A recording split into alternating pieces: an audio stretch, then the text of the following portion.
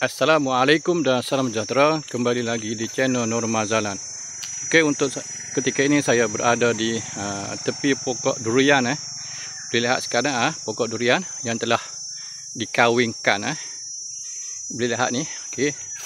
Dikawinkan antara pucuk durian batang yang lama dengan duri hitam. Ini duri hitam. Ini batang duri hitam ni. Okey, batang duri hitam ni. Okey. Jadi kepada yang mempunyai pokok durian yang kurang bernilai atau yang bermasalah, bolehlah tebang untuk dikawinkan dengan pokok durian yang lebih bernilai tinggi.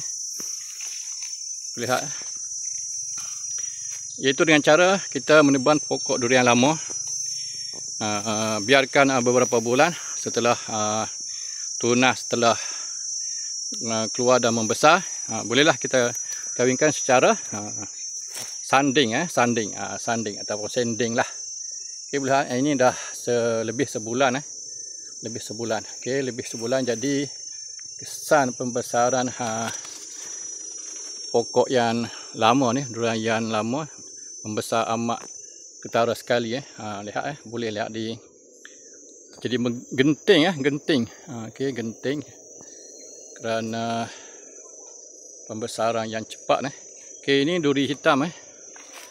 Okey, ini duri hitam. Ini adalah tupai king. Okey, sama juga batang durian lama yang telah ditebang, ia bertunas balik. Jadi saya kawinkan dengan tupai king. Tujuan untuk lebih cepat besar dan cepat berhasil lah. Okey, itu saja dari saya. Sekian, terima kasih.